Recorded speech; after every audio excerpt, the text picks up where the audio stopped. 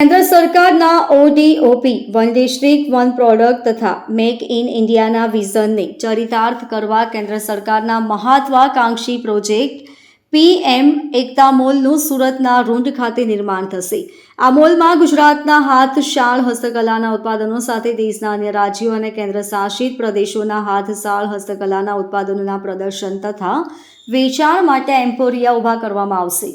આ પીએમ એકતા મોલમાં ભારતના તમામ રાજ્ય અને કેન્દ્ર શાસિત પ્રદેશો તથા ગુજરાતના 33 જિલ્લાની ઓડીઓપી સાથે જીઆઈ ટેગ પ્રોડક્ટના વેચાણ માટેની વ્યવસ્થા કરવામાં આવશે.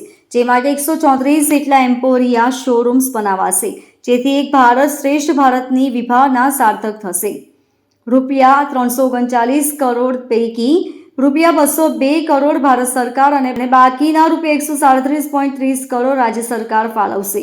હાથશાળ હસ્તકલા, agri sector, food processing, manufacturing, marine જેવા સેક્ટરો, સ્ટાર્ટઅપ્સ, એમએસએમઈ, મહિલા ઉદ્યોગ સાહસિકોના ઉત્પાદનો મળશે. અહીં કૃષિ ક્ષેત્ર માટે એગ્રીકલ્ચર વિભાગ દ્વારા એફપીઓએસ સહકારી મંડળી સંઘ એપીએમસીનો સમાવેશ કરવામાં આવશે. આ એકતા મોલમાં એમ્પોરિયા શોરૂમ્સ ઉપરાંત craft gallery, seminar hall, amphitheatre, food court, children play area અને સેન્ટ્રલ એર કન્ડિશન સિસ્ટમ જેવી સુવિધાઓ ઉપલબ્ધ થશે. હસ્તકલા કારીગરોની રહેવાની વ્યવસ્થા માટે 11 માળનું અલગ બિલ્ડિંગ બનશે, જેમાં 1 BHK ફ્લેટ્સ, ડોરમેટ્રીની સુવિધાઓ તેમજ મુલાકાતીઓ અને કારીગરો માટે 2 વ્હીલર અને 4 વ્હીલર પાર્કિંગની વ્યવસ્થા પણ ઊભી થશે. ગુજરાત વિધાનસભાની જાહેર હિસાબ સમિતિ આજે સુરતના રૂંઢ ખાતે કમિશનર શ્રી કુટીર અને ગ્રામ ઉદ્યોગ દ્વારા નિર્માણ પામનાર પીએમ એકતા મોલની સાઇટ વિઝિટ કરી મોલના આગામી દિવસોમાં શરૂ થનાર નિર્માણ કાર્ય સંબંધિત વિગતો મેળવી હતી. સમિતિના અધ્યક્ષ ધારાસભ્ય જીતુભાઈ વાઘાણીએ આ પીએમ એકતા મોલ વાણિજ્યિક કેન્દ્ર નહીં પરંતુ વિવિધ સાંસ્કૃતિક પ્રવૃત્તિઓનું કેન્દ્ર બની વિવિધતામાં એકતા સાર્થક કરશે એમ જણાવ્યું હતું. આ અવસરે સમિતિના અધ્યક્ષ અને સભ્યો ધારાસભ્ય સર્વશ્રી જીતુભાઈ વાઘાણી, કાંતિ અમૃતિયા, અરવિંદ રાણા, નરેશ પટેલ, પ્રવીણ માળી, વિનેન્દ્રસિંહ ઝાલા, અમૂલ ભટ્ટ, ડોક્ટર હસમુખ પટેલ તેમજ સમિતિના સચિવ શ્રી ચેતન પંડ્યા તથા સમિતિના અધિકારીઓએ સર્કિટ હાઉસ ખાતે એકતા મોલ સંબંધિત પાવર પોઈન્ટ પ્રેઝન્ટેશન નિહાળ્યું હતું. આ સેન્ટર છે ને એમાંથી નાગરિકોને ઉત્તમ સુવિધા મળે છે, એમના પ્રશ્નોનું પણ નિરાકરણ થાય છે, વિકાસની ગતિમાં પણ આગળ વધે છે.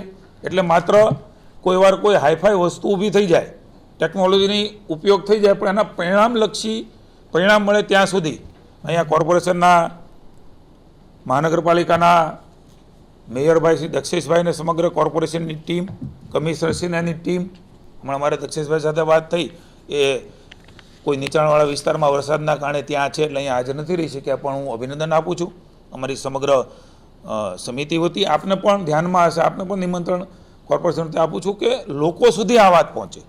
એનું મીડિયા પણ એક ખૂબ સારું માધ્યમ છે. ત્યારે કોર્પોરેશન જે કામ કરે છે, અમારા એકતા મોલમાં જે થવાનું છે, જેનાથી અનેક લોકોને ફાયદો થવાનો છે, એ પીએમ સાહેબના પ્રાઇમ પ્રોજેક્ટમાંના પ્રોજેક્ટો એ છે. ત્યારે સ્વચ્છતામાં સુરત એ નંબર 1 આવ્યું છે અને એને રાષ્ટ્રપતિનો એવોર્ડ પ્રાપ્ત થયો છે. સ્માર્ટ સિટીમાં બીજા ક્રમે આવ્યું છે. દક્ષેશભાઈ, ભારતીય જનતા પાર્ટીની ટીમ અને કોર્પોરેશન કમિશનરશ્રીના સૌ ટીમને હું અભિનંદન આપું છું. આઈસીસીસી એક ખૂબ મોટું ઇનપુટ આપે છે. એ સેન્ટર એ ખૂબ મહત્ત્વનું બની રહ્યું છે. ત્યારે